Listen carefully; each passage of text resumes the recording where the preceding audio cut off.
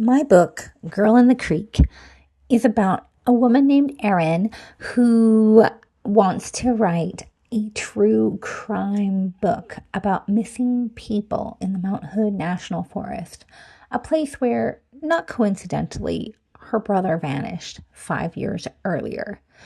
But her whole trip changes when she and a friend discover the body of a dead young woman in a creek.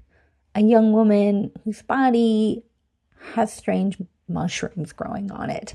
Mushrooms that not even the local mycology expert can identify. And after that, things just get stranger.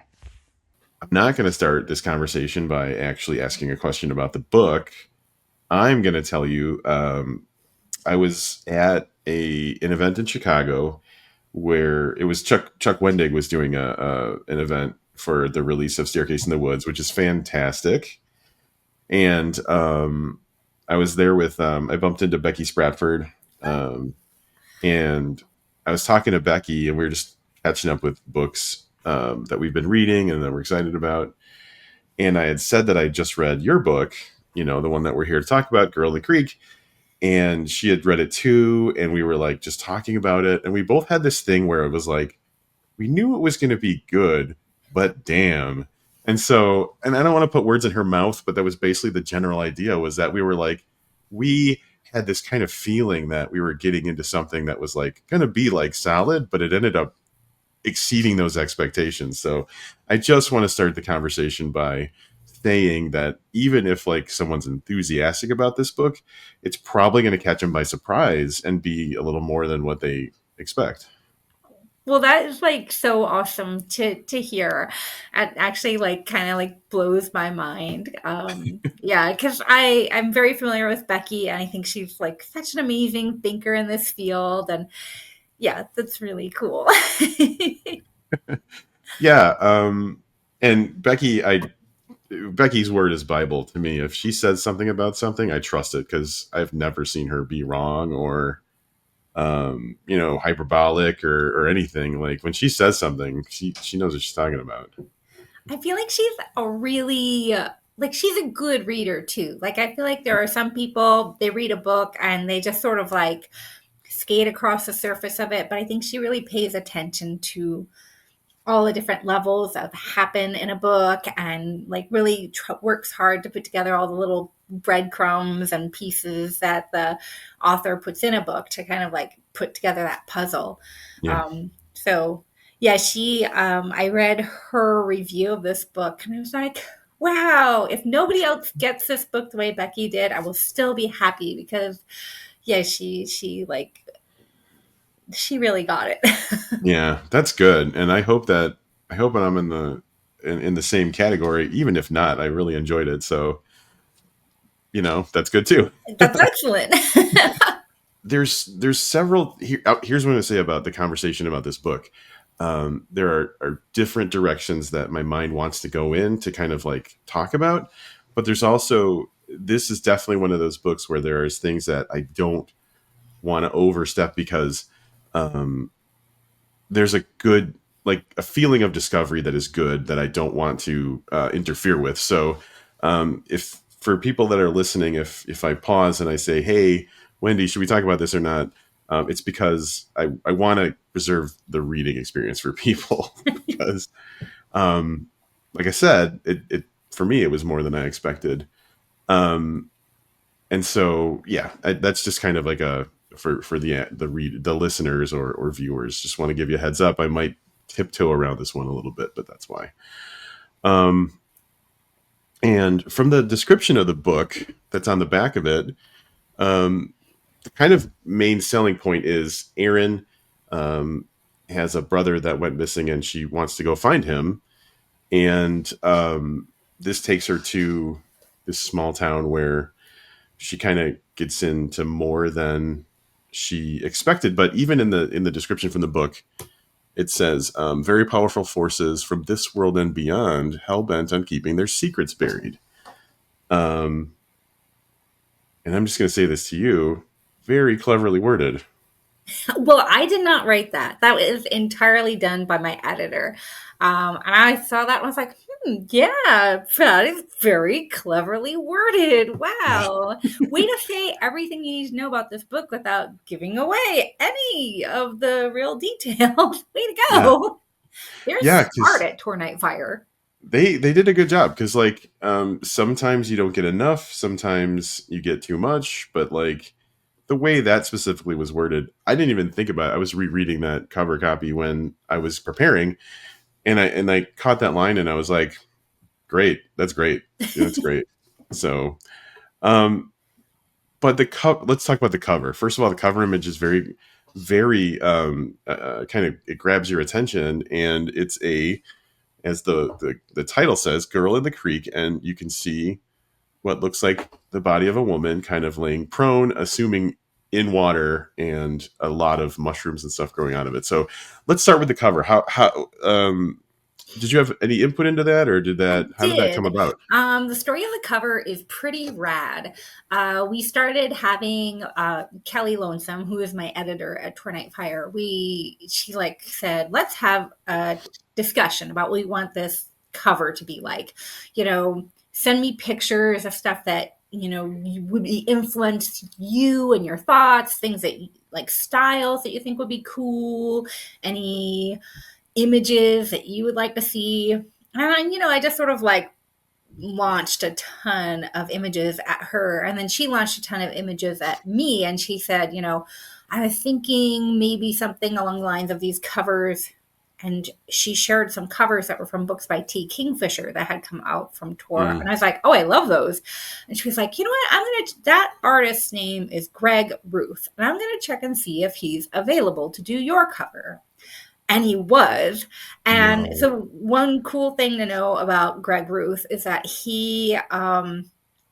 HBO Max actually hired him to do a ton of like promotional art for The Last of Us, the TV show, Oh, whole cool. series. So this is a man that really knows his mushrooms. And so he read the book and he came up with this. He was very inspired by that famous painting of like the drowned Ophelia. Off the top of my head, I cannot think of who that painter is. But so, yeah, his original sketch was, kind of a reproduction of like the famous drowned Ophelia picture, but with these mushrooms. And it was like, oh my gosh, wow, I love it. So, yeah, he came up with it was his vision entirely, which is just, I don't know. I think it's really phenomenal when it's like two artists in conversations with each other, as opposed to like, here is what the marketing department says is Yes. what a book cover should look like that's going to be scary this year. um Hmm. yeah, so it was totally organic experience and like really phenomenal, and now I'm like a giant fan of his work. Well, that's great. The cover's great, and it's so fun. Well, it's not funny. It makes complete sense that the artist for those T. Kingfisher books would be involved. I Spoiler for when we talk about it later, but that's on the list of things that I wrote that are like things that like, not that your book reminds me of, but like that's the company it keeps. And so, What Moves the Dead is on that list, and then the cover art for that and the sequel to that are so fantastic. Yeah, truly Um, amazing pieces. so congratulations! Like I know there's like that old adage of blah blah book by its cover. No, like the cover is incredibly important, especially when people are scrolling through Amazon or something. Like that could make or break it. So I think that's really important. Absolutely. Yeah. But that probably brings up one of the most common topics that comes to mind, and that is mushrooms and fungus and things like that. And so um, I'm not going to dance around this one. This is pretty just a basic introductory question. Was this something that was part of the story from the beginning, or did it become an element that served the plot? Like, where did the mushroom fungus stuff come in? The whole book came from like how I wanted to write a book about fungal stuff. Um, I have lived in the Pacific Northwest my whole life, and in Oregon since I was 5. And the western side of Washington and Oregon is extremely moist, right? And the house that we lived in, like my whole childhood, was in the bottom of this canyon with like a stream that ran behind it. And it was a steep enough canyon that, our day was shorter by several hours. So you would Wow. be in like gloom most of the time. And when, like in winter time, the bedroom, like it was a rental. So, we couldn't like just take the carpet out, but it was so damp and dim and murky in that house that in wintertime it would spring up with mushrooms. Mm. So, like, from a very early age, actually, like there are some very formative scares in my life, and one of them was at a different house than the one with the mushroom carpet.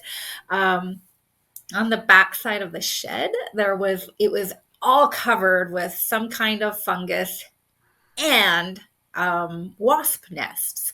And I was like, I don't know, Ooh. 4.5 or 5. And I was like, what's this stuff? It's so interesting. And then I got dive bombed by a bunch of wasps. Oh no. Miraculously didn't get stung, but was terrified. And so that was a very formative scare for me. So while I love all things mushroom, I think they're so cool. I spend a ton of time like hiking in the woods and taking pictures of mushrooms and stuff. There is this unsettling element to them that I absorbed as a young person. And so I was sort of like between book projects, and I was like, you know what? I just kind of want to tap into like something that for me is a scare. And I just sort of started exploring like, what can I do with fungus? And that's kind of the seed, or should I say, that was the spore for this Ah. book. Good catch. So what is it about them that you find like particularly creepy, or that lends itself to horror? Nowadays I don't really find them scary at all. I am more fascinated by them and think they're like a truly amazing kind of organism. But I think there is something sort of uncanny about mushrooms because they're very hard to define as like we have such a we all kind of like we know what plants are, we know what animals are, but like fungus is sort of like neither fish nor fowl, right? It has Hmm. a lot of characteristics between the two different more familiar kingdoms. And they have these like fascinating growth patterns where they'll just spring up overnight in a circle around something, and it's like, whoa, how did that happen? And they come in this amazing array of sizes and shapes and colors. Here in Oregon, we have a kind of, I think it's an amalaria fungus that is, it's more than like a mile wide. Mm. It's like one of the world's largest single organisms. And meanwhile, then you can go on a little walk and you can see these like tiny little mushrooms, and they look exactly like what you would get at the grocery store, but they're just like fancy and so cute. And it's just like this amazing difference between the two. And then of course, legendarily, there are so many kinds of poisonous mushrooms. Hmm. And I think that's something we all are taught at a young age. Don't eat that. Like your mom is probably freaked out on you at least once when you're like, oh, what's this? And so I think just that blend of it's something you eat, it's something you don't eat. You know what it is, you don't know what it is. It isn't there, it's suddenly there. So I think all of that makes it extremely, extremely interesting territory to explore.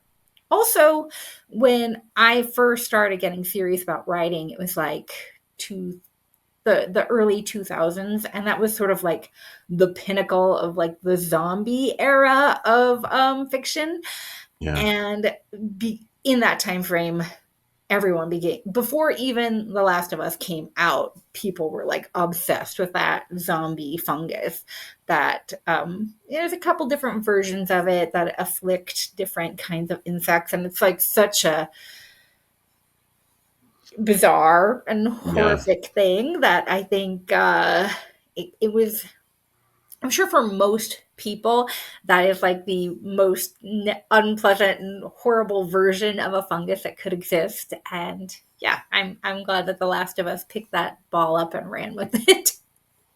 Well, now I'm just kind of tempted to go through my little list of like pop culture stuff that I thought of, um, because we're kind of there anyway, Sure. and it just kind of illustrates how, kind of like you were saying, they're kind of undefinable or whatever, but how like kind of flexible it is to depict them. You could make it seem like something that's very good or something that's very bad or something that's relentless, or like there's so many, there's so many ways you can depict. So I'm just going to throw some of the things out. So we already talked about What Moves the Dead by T. Kingfisher, which if anybody hasn't read it, it is a novella and it is fantastic.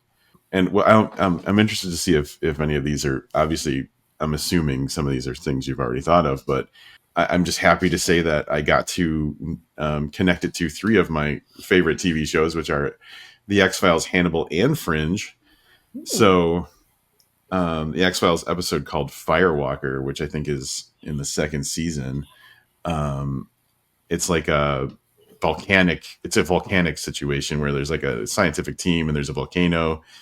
They run across something that they can't, and it's one of those like Mulder and Scully have to try and contain it before it gets out into the greater world kind of things. But it's like, a spore that makes people act in the interest of the proliferation of the spore as opposed to like themselves. So it takes them over, which is fantastic.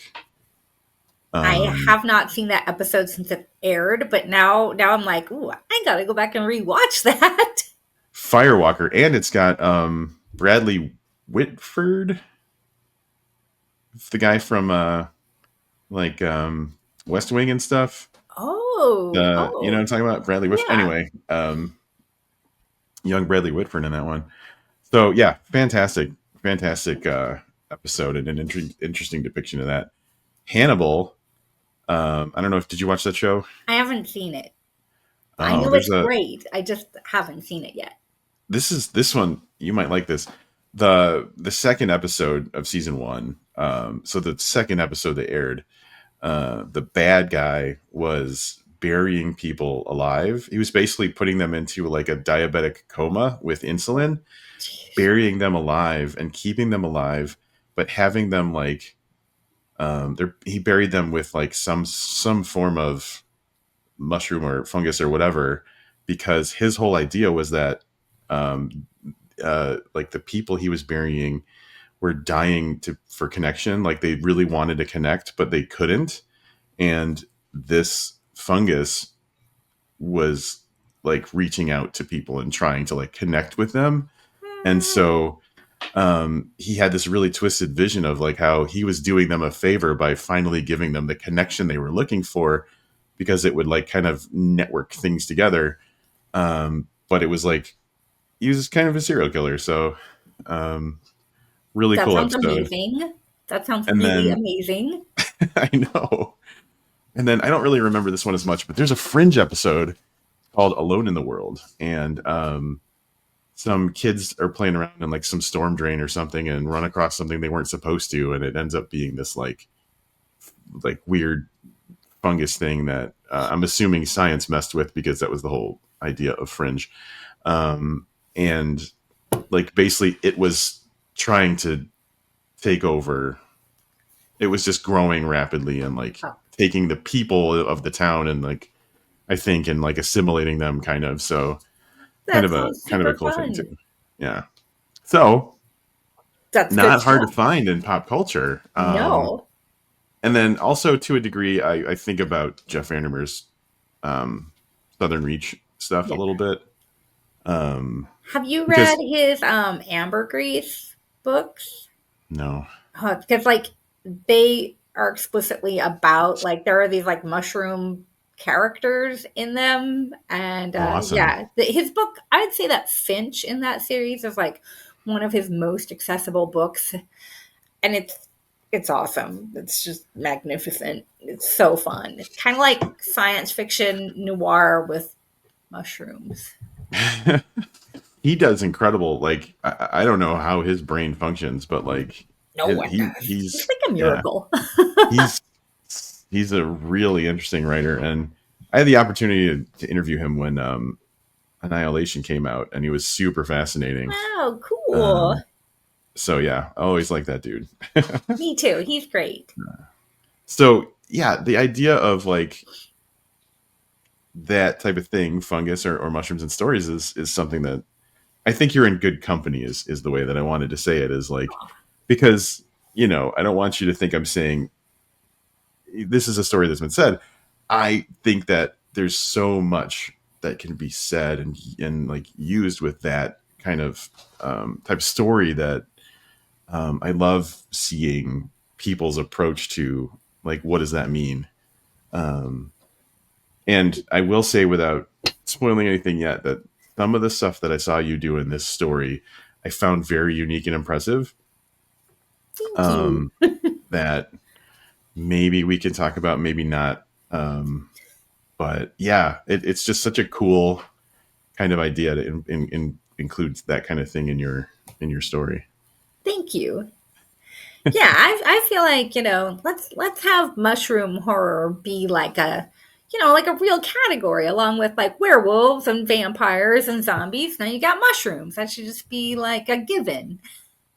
Well, and the thing I'm going to try and dance around is that it's easy to make it a monster because it's so unknown in a way. Like we don't really get them, like so it's easy to make it a big scary thing.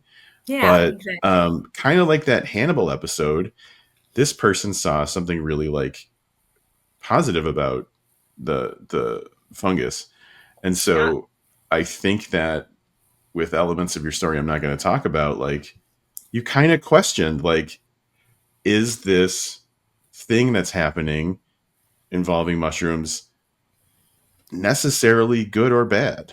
And you played with it back and forth in a way that I thought was real fascinating because it almost seemed like you were making a case for monster, not monster, monster, not monster, and like making us like, oh, like like it was like they're bad. But then think about this, Rob. And then I'm like, oh, yeah, well, because of this. And then you're like, but think about this, Rob.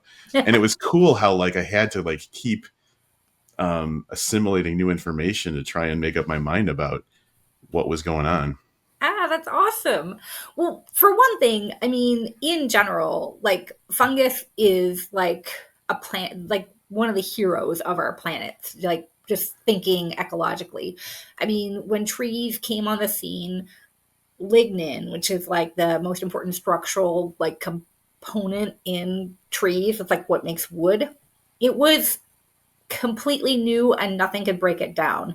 And our planet would still be Um, completely buried under just like dead trees if certain kinds of fungus hadn't been like, we can figure out what to do with this. We can make this food. So fungus is heroic and probably like one of the most famous like advocates for for fungi is a guy named Paul Stamets. He's kind of huge in the world of like, what if fungi could save the world? And there's a little bit of like wishful thinking, but also, I mean, he is a mycologist, and he's overseen projects where they've used different kinds of fungi to like break down heavy metals in soil and sequester like oil spills, and it can do all kinds of stuff. Fungi is like amazing stuff. So, I myself am always rooting for the fungi. So I think that probably comes through in the book quite a bit. um, yeah, definitely. At the very beginning of the book, the first perspective we see is not human. It's from the perspective of an animal. And so I thought that was a really cool, like immediately I was like, what is this? but that animal is thinking about how like things aren't quite right with it. And so um, immediately you're introducing us to, oh, this is like all of nature is involved in whatever's going on here. And that kind of matters, that means something, and that will mean something to the story.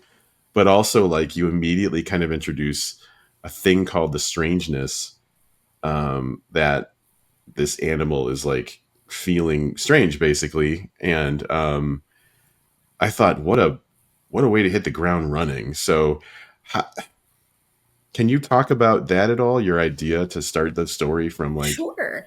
this Um, coyote's perspective? well, we're not giving away anything because it is like the very first scene, and it's told from the point of view of this female coyote who has been infected with the strangeness. And there are other chapters in the book that are told from the perspective of other characters who are infected with the strangeness. So the strangeness is in many ways, another POV character within the story. And maybe there's another POV character who's not a person in this story as well. And, when I first wrote the book, the book went through many different versions.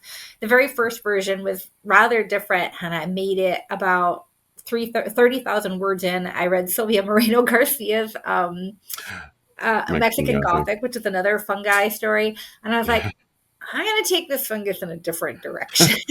So then I restarted, and I just like plowed through and wrote just the human side of the story,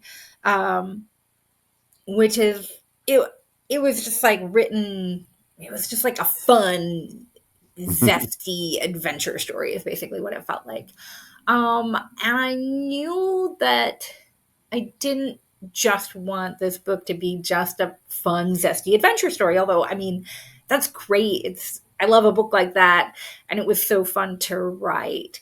But I also know that horror is too important to me to like tell a story that is just for entertainment, and I wanted to do something with horror that gave it a chance to work with like the important things in this world. And to me, the environment and nature is like the most important thing. And so I just had this idea that I wanted nature to have a chance to speak in this book.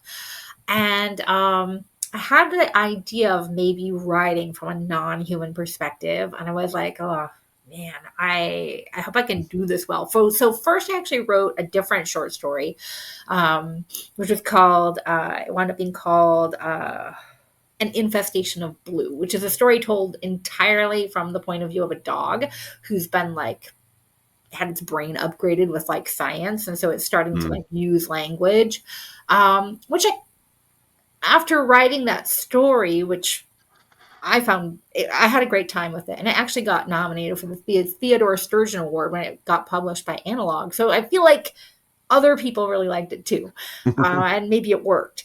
And I was like, you know what? I'm going to do kind of something the same way, and have non-human perspectives, kind of starting to interact with like, what does it mean to like be human? What does communication look like? And I think maybe some influence of this is a story. I teach a lot, right? Like I go to workshops and things like that. And a story that I teach all the time is a story called The Things by Peter Watts, which is like, it's a short story that's from the point of view of the thing in the movie The Thing. And it's basically like this alien perspective that here's an alien, it shows up on Earth, it's like, what the hell is going on? It meets humanity, and it's like, these things are awful. And so I think that story was like a big influence on me and coming up with the Strangenesses world. And so I just kind of leaned into it and just like was exploring the voice of the strangeness and getting to see how it worked. And it was a great time. I loved it so much. Yeah. That strangeness, when we're seeing what's going on with the strangeness, at different times I felt differently about it as well. Because like at the beginning, I'm like, oh, like this can't be good. But then, at different points in the book, I'm like, oh, it's kind of curious. It's kind of like um, analytic or scientific in a way.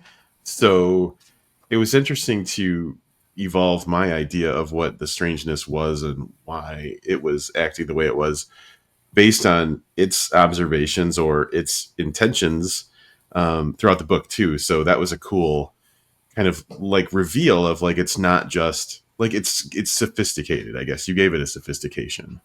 Yeah, it's a very cosmopolitan fungi. Yeah, very much so. Yeah. Um, did you find yourself having kind of a trying to think of the best way to say this? Like we grow like a certain feeling or relationship with characters sometimes. Was there something like that for the strangeness? Oh, absolutely. It it quickly evolved to be like my favorite part of the book. Yeah. Yeah, I really liked it. And there's a lot of complicated evolutions that happen with the different fungal elements of the story, and that became like really exciting for me to play with. Yeah, so I guess when I said I wrote the whole story with the humans, that's not quite true. I wrote about a little more than half of the book was from Erin's perspective. And Hmm. then when I started thinking about bringing in the strangeness, then the story actually began sort of changing and growing in surprising ways until, sort of the ending, I think, was, it came from the strangeness. Yeah. Yeah. Yeah. I'll agree. Like it was always like so. Here's the thing for anybody who's listening because you haven't read this yet. It's all fleshed out very well. The characters are well developed, and you like being with them. The animal perspectives are interesting and fascinating. The strangeness is just so unique that I was always excited when we got to see more of what was going on there. So I identify with you, but I don't want people to think that like that's the story. Like there's so much more that goes on.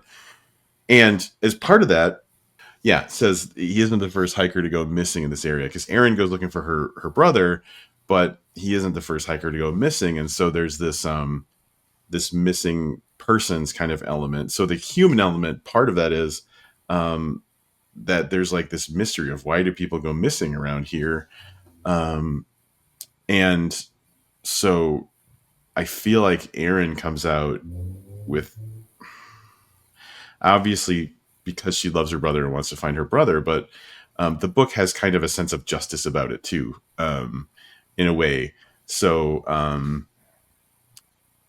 was that when you were writing like the human part of it, that was part of the stuff that you established right away, or did that get kind of connected in later? Yeah, it kind of, it definitely, I think that was an important like sprouting point for the book was, I mean, my very, very favorite thing in the world is Twin Peaks, right? Which is about the story of a missing girl. And I think one of the best things that David Lynch did in that show is, you have the pilot and it's so focused on Laura Palmer and her being missing. And the way the first episode ends is with Ronette Pulowski walking out of Idaho, walking into Mm-hmm. Idaho. And that is suddenly you go from like this very narrow focus on just one girl and oh, something terrible happened to her to you're dealing with a system of injustice of like really bad news, and it winds up revealing like something toxic about the whole place. But so I kind of wanted to start from that place, I think. And once I started thinking about like, oh, well, if there are multiple missing people, who are the kinds of people who go missing in these like Yeah. in these like touristy kinds of small towns? And that's like, well, sure, there'd be like a lot of missing hikers and people like that who are out on adventures, but then there are also always like the people who are easy to make go missing, right? Like uh Oregon, I've I've seen all kinds of different numbers, but there are a lot of missing people here. Growing up in the 80s and 90s, like this was a hotbed of serial, like Hmm. the Pacific Northwest was like where serial killers lived, right? um, and it was just like, I just remember like being a kid, and my sister, who's 10 years older than me, she would drive to school every morning. And I remember hearing this conversation where she was actually kind of like scared because, um, you, there had been like a handful of girls who had gone missing in Oregon, who were like driving a very similar road, who looked very similar to her, and she was just like kind of freaked out about it because we lived on like the kind of place where if you're 25 miles from the nearest town, if you broke down or something, you could just vanish into the woods and no one would ever find you. So yeah, I started thinking about missing people. And of course, there is like this tremendously unfair thing. Uh, One of my favorite hobbies, which is kind of weird that I got into this because I've always been a couch potato, but I became a runner. And Mm. lots, every year there'll be like one woman who disappears and there's a big outcry, and she's a white woman. And Yeah. then there are lots of women who go missing, who are out running, and they're not white, and there's not a big outcry. So I definitely wanted those things to come into the story. Um, they weren't like I feel like, you know, maybe they could have been a bigger part, even like that injustice, but also, the goal was to write a mushroom story. Yeah. So it was like a little mix of all those things coming together, like growing up in the era when the true crimes were like true criming, and wanting to kind of like make it talk about this unpleasant thing that affects me and my sport and things like that. Yeah, so that's kind of like how that all started to come together, I think. One of the in the last few years started getting more and more into just kind of like watching random documentaries and things, and I started one that was about missing like indigenous women, Oof. and like it was so like my heart could not, like I just didn't have the strength to like go through like just hearing about it. It was so just awful. And so I think I made it through like half of an episode. I think it was like a mini series, and I was like, I just can't. I should, because like I should know about these things, but I was so just awful. And so Yeah. yeah, and that's that's a that type of thing. Women or women of color, indigenous women going missing, like people, you have to just try so hard to give people to give a shit. Yeah. And It's like a nightmare. It's like way worse than like any monster story I could write. It's just the real truth about how it happens yeah, to people that we allow ourselves not to care about. and people know that and they take advantage of that, and it's Yeah. so horrible. That's monstrous, like you're saying, like Yeah. that's truly monstrous. um in your story, I have to say, and this is me dancing around not spoiling anything, I think that the way you approach the idea of injustice or justice and revenge was very satisfying. Yay! um because what I will say is that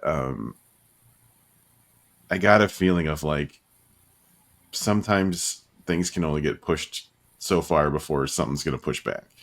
Yeah. And I got kind of a feeling of that in this story, and it was like it was pretty rad because I didn't think that's what I was showing up for, but like the fact that like things went down in your story the way they did was just so like so gratifying to read. I was like, yes, yes, I am so happy that this is going on this way. Yay. That's so glad that I'm so glad to hear that. Yeah. I feel uh like kind of what was really fun about this book was creating a set of different characters, human, non-human, all the things in between. And they all have their own agenda, right? And everybody has their own little mystery that they're working on and their own goals and ideas, and they don't unfurl, I think, like they all unfurl in their own ways. Yeah.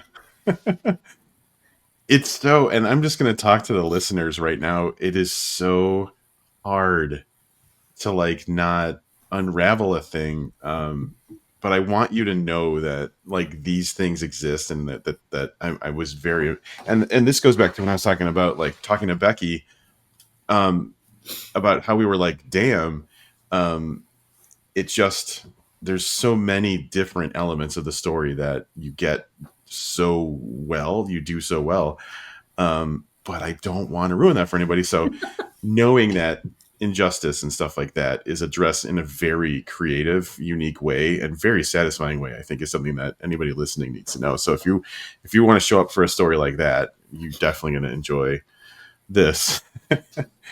um, but yeah, I mean, if only we could do a spoiler-free version of this conversation. That would be a lot of fun. It would be fun. So just kind of zooming out a little bit, because I could geek out on the like individual elements and the things that I really loved. Your general enthusiasm for mushrooms and stuff and fungus, obviously an inspiration. Was there anything in, well, you already kind of mentioned like the short stories that you mentioned and stuff, but anything else that like influenced or that you really love that might have kind of given a little, I guess, influence to the story? Sure. I So I wrote this book at a time I was like kind of between projects, and I told myself I was going to write something that was just going to be full of like fun stuff for myself, because I wasn't sure if any. I didn't want to like have the pressure of I'm going to write a book and I'm going to try to sell it and it's going to like be Mm. my career. I was just like, I want to write a book and it's just going to be like my candy. So I put into this book a lot of like little things that I was obsessed with. I mean, the obvious thing is like I am really into uh, native plants. Like I have a garden that's like habitat certified by like the local Audubon Society. And so my Wow. original goal for like many of the scenes was to only use like I was like, and I went through and I edited it because it was kind of a lot, but it was like she never like catches on to like a tree. It's always like an alder tree, a cedar, a western red cedar, a Douglas fir. Like it's just packed full of like the names of all like the actual plants that she would see in the woods. Um, my At the time, my daughter, who was a teenager, she was like really into, for some odd reason, even though this kind of music is like way it was coming out when she was born, she was really into like scene music and the Hollywood Undead. So like there's a character, and like he still hangs out with his high school best friend, and they were scene kids when they were young, and so like her nickname for him is Scene. And like there's there's a song by the Hollywood Undead called Black Dahlia. Her name is Dahlia, but also the Oh, Black Dahlia, the novel by Elmore Leonard Elmore is like one of my favorite books. Like I love it. And so that's another reason why her name is Dahlia. And if you've read that book, then there are things that happen in the book that will be like, that you will read and you'll be like, this referenced that book. And I love it. yeah, so it's just full of like stuff like that. Um, and then another thing that's in the book that is kind of just like a really fun thing. I started working on this book shortly after I had been, I got hit by a car like the day after Oh my God. Christmas in 2019, and I broke my ankle in a couple of places. So I was just kind of laid up, and I couldn't like go hiking or anything fun. And so I would like watch YouTube videos of like people out hiking, and I found this YouTube channel, and I have it in the acknowledgments because it's like so important. It's called Minds and Pines. I don't think they're adding stuff. Like they only did it for a little while, and it's too bad because it's amazing. But they like go on some of these like really extreme adventures where they're like go bushwhacking to like weird like waterworks in the mountains by my house, and they go into like weird mines that are in Oregon that you're like, why are you going in there? You're gonna die. And Yeah.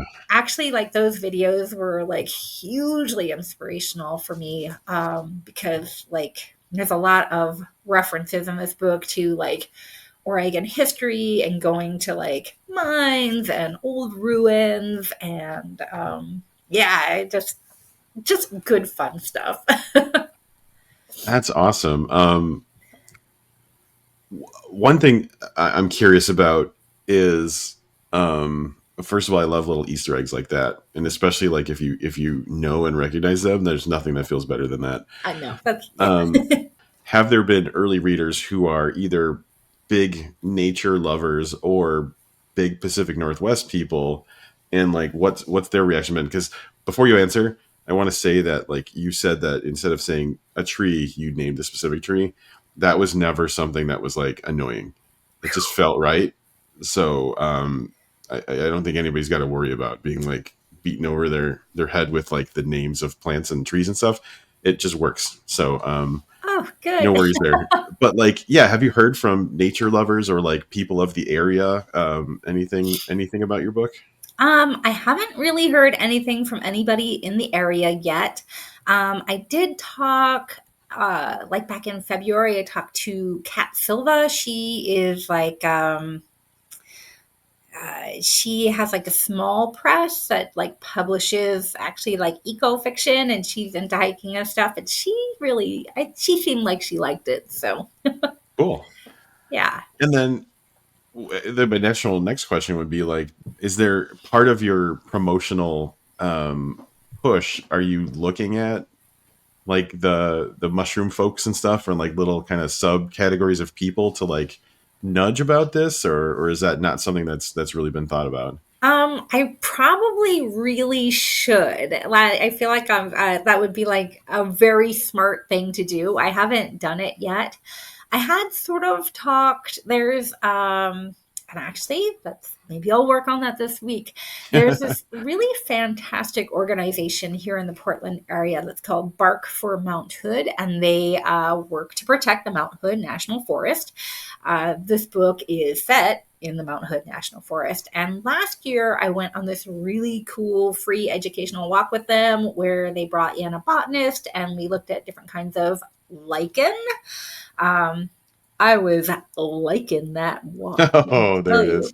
And I mentioned to them that I had this book, and they're like, we should put it in our reading group. But then I sort of chickened out about emailing them because the other books in that they have been reading are like, like really like serious, like nonfiction. I'm like, oh, I don't know if they'll want to read my kind of ridiculous horror novel.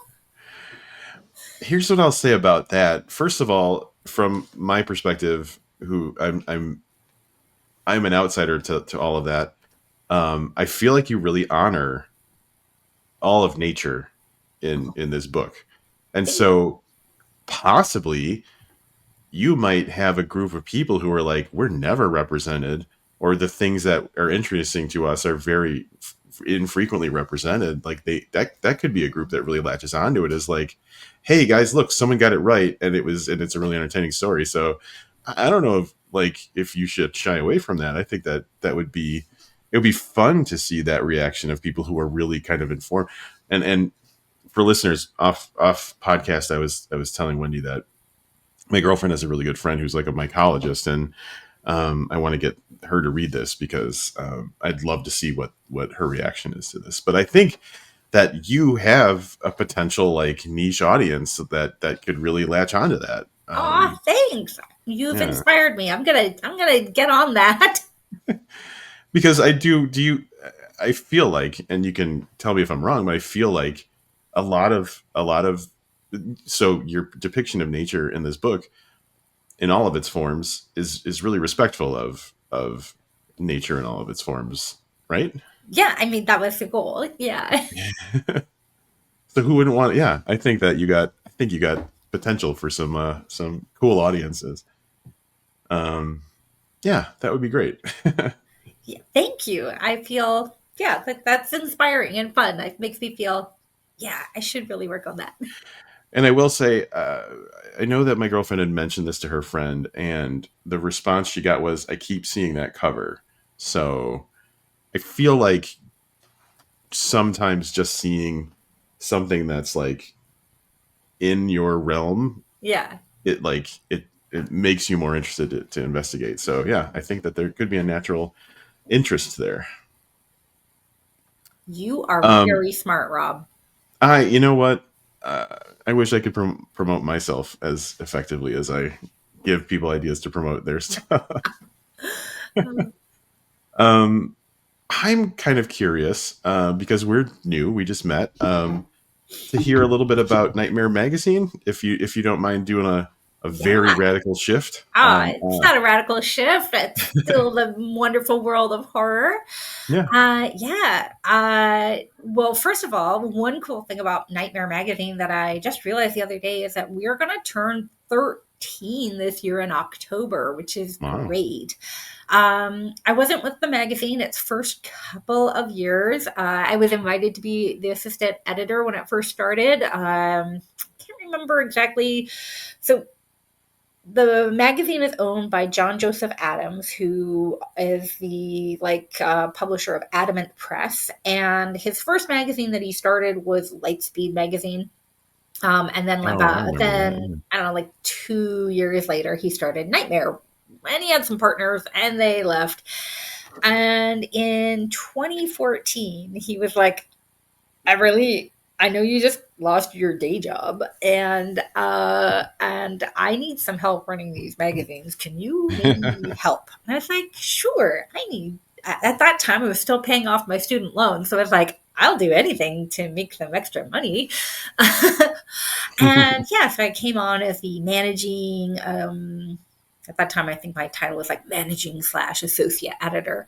And I've been running Lightspeed and Nightmare ever since then. And in 2020 he was like, "What do you think about maybe taking over as the editor in chief of Nightmare?" And I was like, "You don't have to ask me twice, because I love horror so much." So my first issue that I was a guest editor for a special issue of Nightmare in 2015. It was called Queers Destroy Horror. It had all the staff for that issue, and all the stories and all the art was all created by queer creators. It was really fun. It was actually like the one story in the magazine by Alyssa Wong was actually like Nightmare's very first Nebula nominee, and that was Cool. extremely exciting. Yeah, so then in 2021, that was when that. So in 2021, we had in January we celebrated our 100 Nightmares 100th issue of publication. It was like a big honker. And then in February, I took over, and that was my very first issue at Nightmare. But it's been great.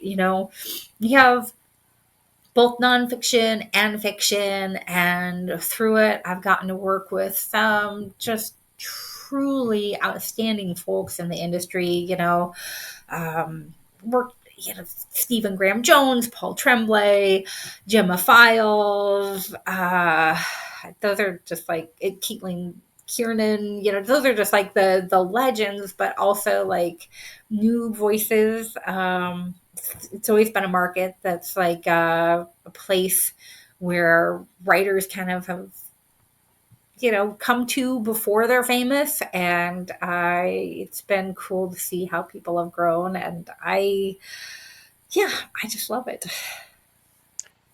So, from my perspective, I've been podcasting about books for like 14 years.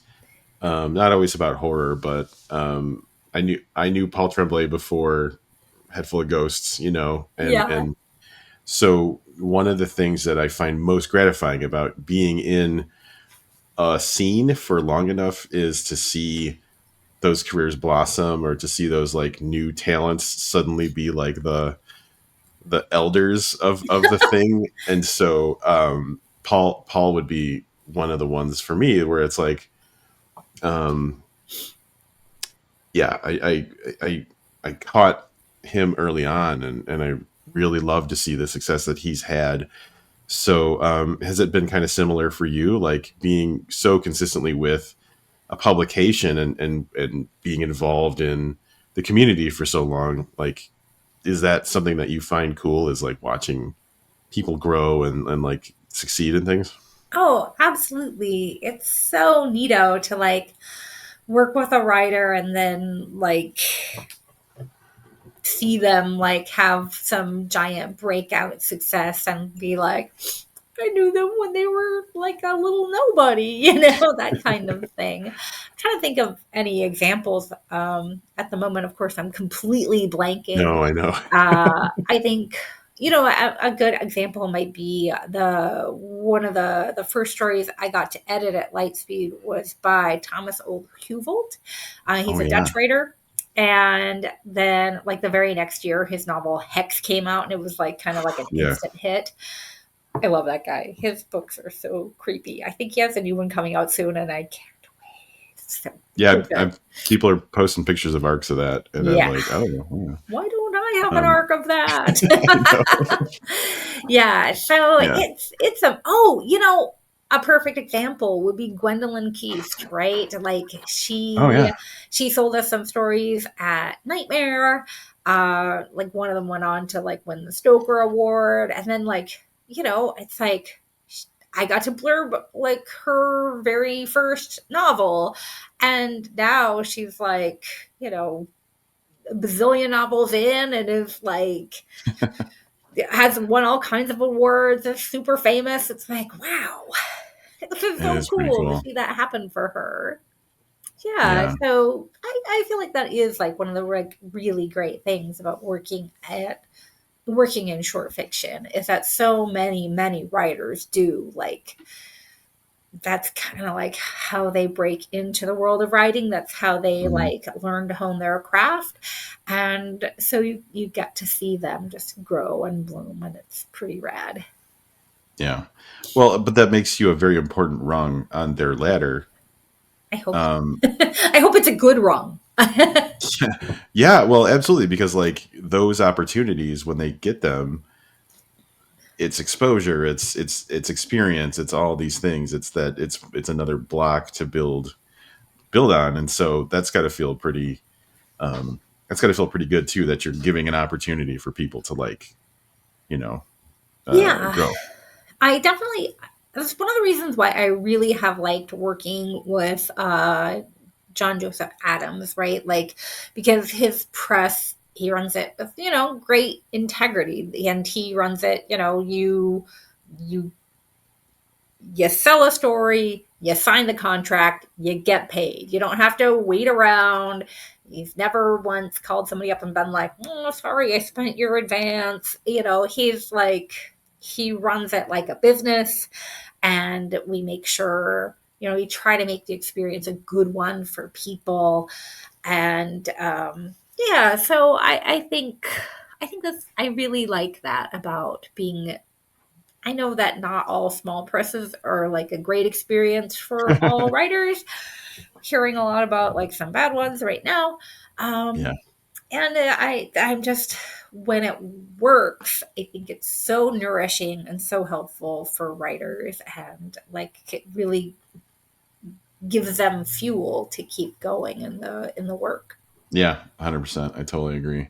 We talked a little bit about promotion before. Do you get to do tours, or do you have like a plan of Oh my different, gosh. like podcasts you're on? It's so funny because like when like the arcs came out of the book, I saw the Mhm. back of it and it says like national tour, and I was like, oh, they're just saying that, right? Like nobody goes on Right. tour unless they're like super famous, you know.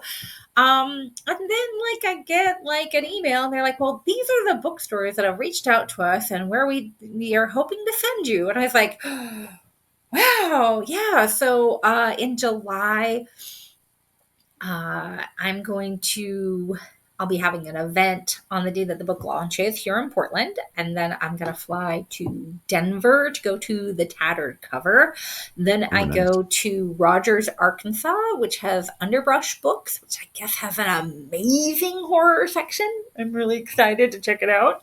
Then I'm going to go to Minneapolis to Milkweed Books, which Milkweed Press is one of my all-time favorite nonfiction publishers, so I'm going to Oh, save a lot cool. of room in my suitcase to pick up some of their books. And then I go to Collegeville, Pennsylvania, which is a town I didn't know anything about. And I like said something, I'm going to some weird suburb outside of Philadelphia, Collegeville. And my sister was like, that's where Penn State is. Oh my gosh. I was like, oh, oh, okay, cool. And then I go to Seattle to Elliott Bay Books. Yeah, so it's not like a vast tour, but still, it's like That's significant, if you ask me. it's a big chunk of the country, I think. So Yeah. I'm really excited. I'm really grateful to Tor for, supporting me so well. It makes me feel very happy. Do you get to be in conversation with cool people? Like you said, you're going to be at Elliott Bay, so I'm assuming you're hanging out with Sadie Hartman. Actually, I'm gonna do my event with an author who kind of had that same like started with us at Lightspeed and Nightmare and is now Oh, a cool. giant. I'll be in conversation with Isabel Canyas, who has a novel coming out in Nice. August. She's The so abduction cool. of, I can't remember. The abduction of, I'm sorry. I'm Yeah, I totally, can't think of what that book is called off the top of my head. But her previous two books, like The Vampires of El Norte and The Hacienda, they have Mhm. been so cool. And she is such a great writer, and I can't wait to meet her in real life. So That's I'm awesome. super stoked about that. I love Sadie Hartman. She is so cool. And we have plans to hang out in August at Worldcon. Awesome. Oh, good. Good. Yeah, Yeah. She's good people. yeah, she is. She's Um, really great. But yeah, I'll be in conversation with great folks. In Denver, I'll be talking to Matthew Lyons, who had a book out last year or the year before last called The Mask of Flies, Mask of Lies. oh, I heard good things Cover. about that. Yeah. Yeah. In Minneapolis, I'll be talking to Danye Coles, had an amazing gothic Oh, novel out last year. Uh, in Arkansas, I get to talk to one of my good friends, John Hornor Jacobs, who has a new novel that's like set on a no. boat that's coming out in, I think, September, and it should be amazing. Yeah. I'm looking, uh, if it's been framed, my John Horner Jacobs collection. Oh, he's so Uh, brilliant. he's so good. His, So good. Like, such a I've good read several of writer. his books, and I have this. I'm going to tell you a quick John Horner Jacobs story. Yes. I went to um, Scares at Care AuthorCon in St. Louis back in October, and I was. It was like the first day, and I was just kind of going to like the exhibit to like go like start talking to people and stuff. And in the distance, I see this person, and I'm like, "That's weird. That looks just like John Horner Jacobs." And I just went on with my life. And later on, I was looking at social media, and he posted like a picture with Brian Keene or whatever. And I was like, damn, that was actually him. And so I messaged him. I was like, dude, because I interviewed him way, way back in the day. I was like, dude, are you at AuthorCon? I would love to meet in person. And he's like, oh, I'm in town for a different event. I just came over for a couple of hours to say hi. And I was like, fuck, he was there. Oh He was man. in my eyesight and I didn't get to like say hi to him. And I think his, especially A Lush and Seething Hell, that book is so good. Yeah. But that's awesome. I just gushed a little bit about him, but like, I really think he's awesome. And I'm very excited about his book that's coming out. Same on both counts. I am really, really excited. And I haven't seen him since 2012, so it'll be a real treat to actually like get to hang out. Yeah, yeah, no kidding. That's a long time. Yeah. Um, cool. Well, I'm excited. I guess the closest you'll be to me is Minneapolis. So I don't know if Not that's in the not cards or really not, but like close to your area. a 6 hour drive. Yeah. Um, but I'm very excited to hear that you are touring for it, and I just really really enjoyed the book so much. So I'm very thankful that you came on to talk to me about it. Oh, I'm so grateful that you liked the book and that you wanted to have me on. Yeah. I've seen some reviews like there's a certain magazine that might start with a P and a W and they did not like the book. And so I don't know. I guess it's not for everyone. But when I meet people that it is for, it makes me so happy. Well, I am definitely going to be a cheerleader for this book because uh, yeah, like I said, when I first heard the premise, I was ooh, this is something. And then I read it and I was like, damn, this is something. So I am not going to be quiet about it. So yeah, it's good stuff. Yay. But anyway, I want to thank you first of all for the book, but also, yeah, like thank you for taking this time. And I really appreciate that we finally got to meet and talk as much as we could about um, Girl in the Creek. Thank you so much for joining me. Oh, it was so great. Thank you for having me.